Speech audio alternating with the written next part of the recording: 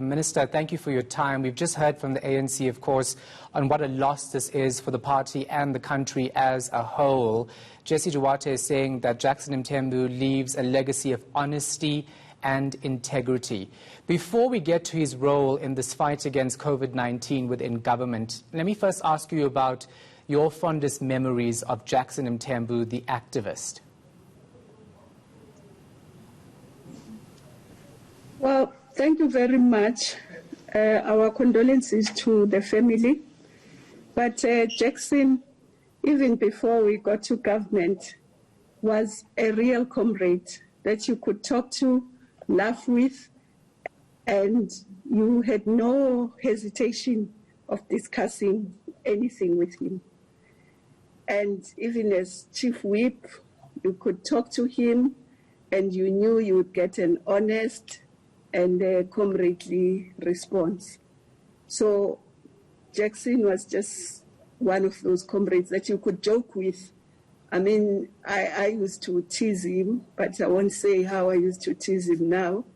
And he would just laugh and say, hey, Sisi, you know, he was just like, no. Yeah. We're just shocked.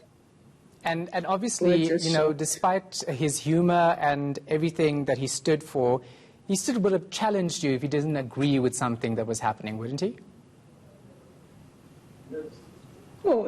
Of course, that's how a comrade should be. A comrade should have discussions with you, disagree where you disagree, convince you, or you convince him. So it's not like anyone should just take what the other one says. It's a debate. It's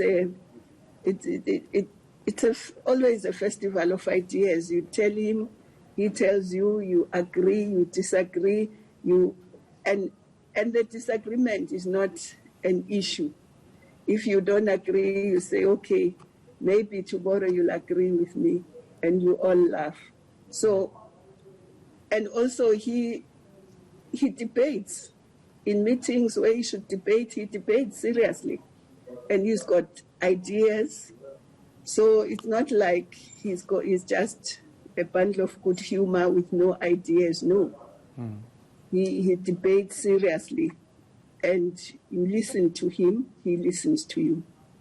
And Minister, talk to us about the role he played in South Africa's fight against COVID-19. I mean, he was the communicator when it came to our lockdown regulations, when it came to government moving forward and what we were doing as a country, and he succumbed to this virus. So tell us about the important role he played in this fight. You know, I just remember very vividly the first press conference that he conducted with all of us about COVID, which was held at DECO. He has been at the forefront of communicating, but not only communicating, but coordinating us to communicate. When there's supposed to be a press conference, he'd be the first one, say, are you ready? It's going to be like this, and he'll brief you. And he was really at the forefront. And it's such an irony that he's taken away from us by COVID, when he was at the forefront of trying to convince South Africa how we should protect ourselves, what we should do, what we shouldn't do. And I mean, he died in the service of the people, not only in the general service of the people, but in trying to save lives of South Africans against COVID.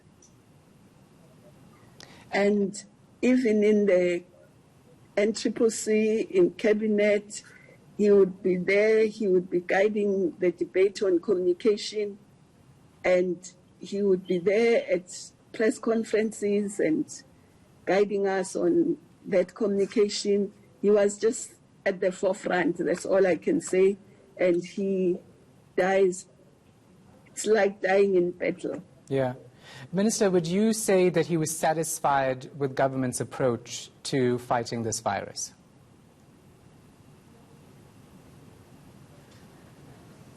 I think all of us would like to see us doing more in communication, in doing whatever.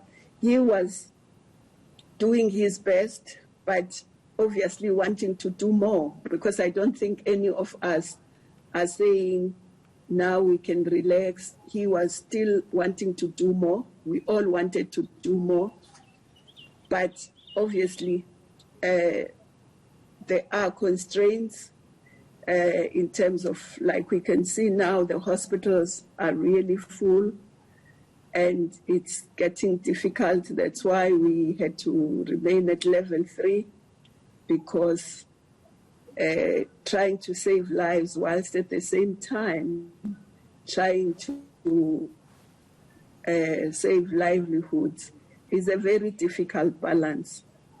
So, of course, he was in hospital now, but before he went to hospital, he was doing all he could and persuading all of us to communicate more, to do more, to fight, but also trying to convince South Africans to do more, so that we protect ourselves, we protect our families, we protect everybody else, because none of us are safe until everybody is safe. So I wouldn't say that he would have said we've done enough. He still wanted to do more. We all want to do more until we can save every life. All right. Thank you so much for your time, Minister, and so sorry for your loss. That, of course, is the Cooperative Governance Minister, Nkosazana Dlamini-Zuma.